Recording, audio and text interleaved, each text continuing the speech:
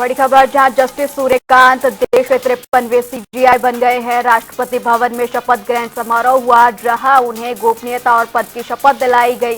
राष्ट्रपति द्रौपदी मुर्मू ने पद गोपनीयता की शपथ दिलाई और हरियाणा से पहले सीजीआई बने हैं जस्टिस सूर्यकांत। ये बड़ी खबर, पीएम मोदी भी शपथ समारोह में शामिल हुए। बड़ी अपडेट, जहां सीएम नायब सैनी भी शपथ समारोह में शिरकत करने के लिए पहुंचे। ये तस्वीरें भी राष्ट्रपति भवन से सीधे आप तक पहुंचा रहे हैं। रात्रि पर सीजीआई के रूप में जस्टिस सूर्यकांत ने शपथ ली और इसी के साथ समारोह में 7 अलग अलग देशों, जिसमें कि Brazil, Sri Lanka, Mauritius, Kenya, Malaysia, Bhutan और नेपाल के चीफ जस्टिस शामिल हुए। यह ऐतिहासिक पल भी, क्योंकि हरियाणा से आने वाले जस्टिस सूर्यकांत पहले हरियाणा के जस्टिस है, जो कि सीजीआई के रूप में उन्होंने यहाँ पर शपथ ग्रहण में शपथ ली और जस्टिस सूर्यकांत सीजीआई 53वें बने। और राष्ट्रपति भवन में ये भव्य शपथ ग्रहण समारोह, जहां पर पहली बार 7 अलग अलग देशों के मुख्य न्यायाधीश शामिल होने के लिए पहुंचे। हरियाणा से पहले सीजीआई के रूप में उन्होंने शपथ ली। 53वें सीजीआई के रूप में उन्होंने आज शपथ ली है।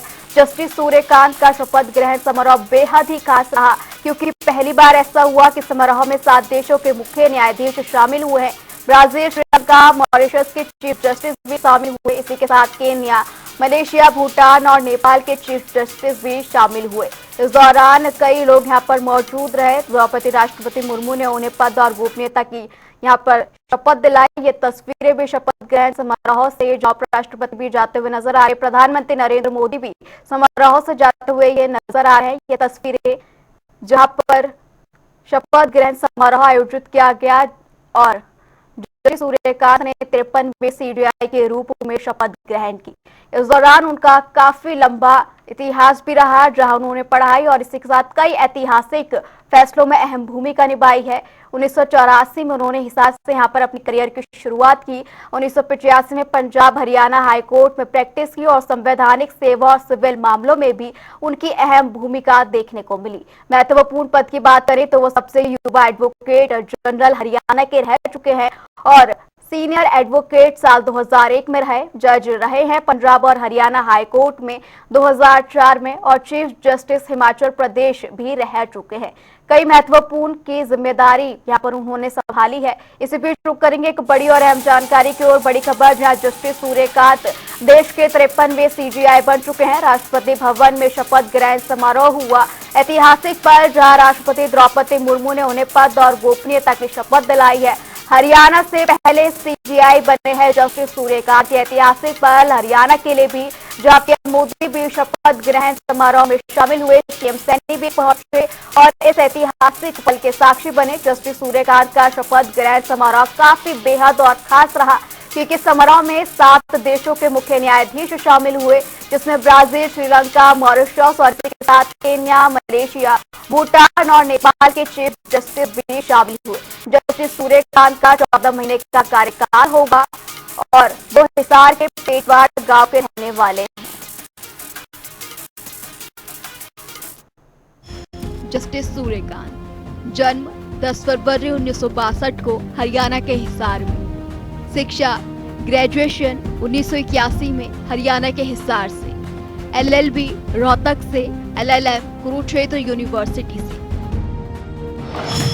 कानूनी करियर की शुरुआत 1984 में हिसार की जिला अदालत से शुरुआत की। 1985 में पंजाब हरियाणा हाईकोर्ट चंडीगढ़ में प्रैक्टिस की। विशेषता संवैधानिक सेवा और सिविल मामले। महत्वपूर्ण पद सबसे युवा एडवोकेट जनरल हरियाणा से, सीनियर एडवोकेट 2001 में, जज पंजाब हरियाणा हाईकोर्ट में साल 2004 में, chief justice Himachal Pradesh high court साल 2018 में, जज सुप्रीम कोर्ट ऑफ इंडिया साल 2019 में, chairman supreme court legal services committee साल 2024 में। अन्य भूमिकाएं, नेशनल लीगल सर्विसेज अथॉरिटी के सदस्य 2007 से 2011 तक, इंडियन लॉ इंस्टीट्यूट की विभिन्न समितियों के सदस्य। ऐतिहासिक होगा जस्टिस सूर्यकांत का शपथ ग्रहण समारोह। 7 देशों के मुख्य न्यायाधीश समारोह में होंगे शामिल।